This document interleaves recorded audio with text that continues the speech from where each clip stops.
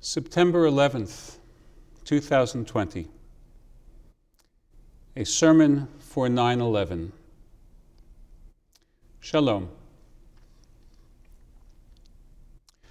Every Passover, Jews around the world observe the ritual Seder, a combination worship service, study session, holiday meal, and national anniversary.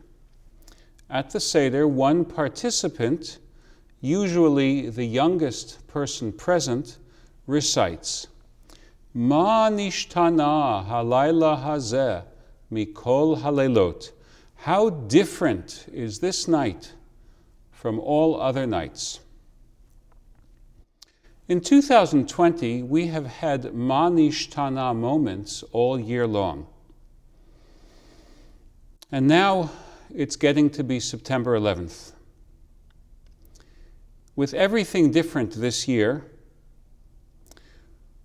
and with us about to reach the anniversary of our generation's day of infamy, we wonder, what will be different about the 9/11 memorial this year as compared to the memorials we have observed over the past 18 years? In New York City, at least, the difference is that the 9/11 Museum has been closed to the general public for the past 6 months as part of the effort to contain the COVID-19 pandemic. The September 11th annual gathering there will be attended by the family members of the 3,000 victims of the World Trade Center terrorism, but not by the general public. The museum itself will reopen to the general public on September 12th. This is a parallel repeated on a national scale to the reality in which I have participated as a rabbi since March.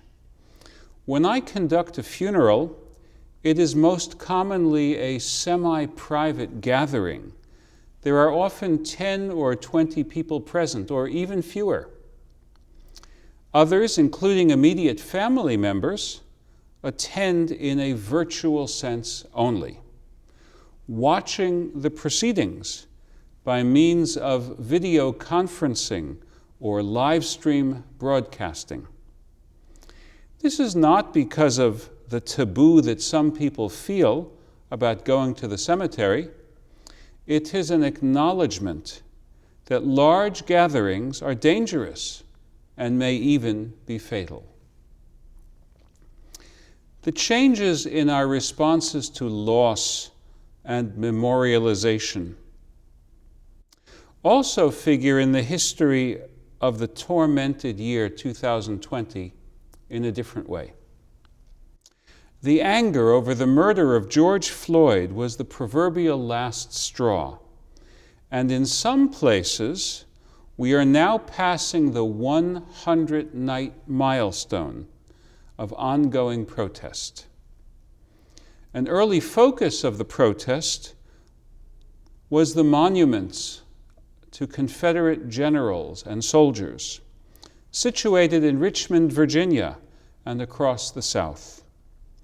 Quite a few of those monuments have come down or been relocated to museums or cemeteries. Others are the subject of ongoing court cases. All this has prompted me to think about the different ways in which we memorialize the dead. On this anniversary of 9/11, I would like to think with you about 4 different memorials. First is the old-style memorials, such as the Confederate memorials on Monument Avenue. Second, the Vietnam Memorial. Third, the 9/11 Memorial at Ground Zero. And fourth, the Holocaust Memorial in Berlin, Germany. The Confederate memorials erected around the year 1900 are of one era, but the style of those monuments was not unique to the Civil War. The monuments emphasized heroic poses, the general on horseback, the common soldier reflecting an ideal of strength and fortitude. You could see a similar focus on heroism in the memorial sculptures of the next generations. An outstanding example is the Marine Corps Memorial in Washington, D.C., depicting the raising of the flag at Iwo Jima. While modeled on the Joe Rosenthal photograph, the pose is classical in its pyramidal configuration. These are virtually Homeric heroes, albeit in democratic dress.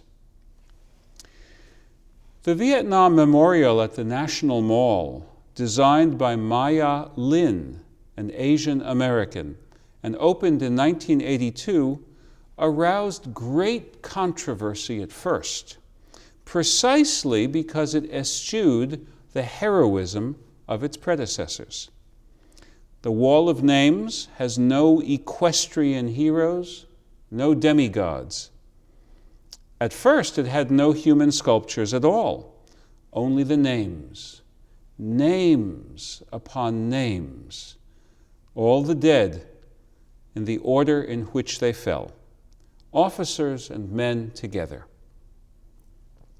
The wall rises in height as the casualty rate mounted in the years leading up to 1968, and then tapers off, an architectural echo of the depth of the losses that wounded the American body politic and national soul. The early critics, who called it a, quote, black gash of shame, did ultimately succeed in producing one change. The memorial added sculpted figures. But the three soldiers thus depicted deliberately included different American ethnic groups. They look careworn and fatigued, despite their obvious youth. Their gaze is fixed upon the roster of the dead. The critics did not anticipate the emotional power of this monument, among veterans especially. The monument represented an evolution in how we remember the dead. The memorial to the dead of 9/11 is closer in spirit to the Vietnam Memorial than it is to the old heroic poses of earlier monuments. Two rectangular pools of water are set within the footprint of the Twin Towers. The names of all the victims of the attacks from that day, as well as the earlier attack on the World Trade Center in 1993, are inscribed on bronze plaques ringing the pools.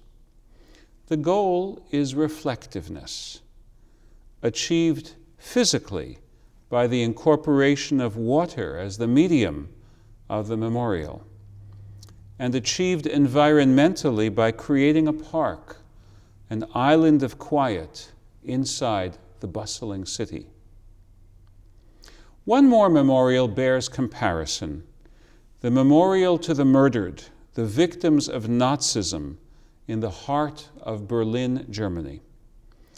This monument is composed of 2,711 polished marble stelae of various heights, but uniformly gray. They resemble a symbolic cemetery and more.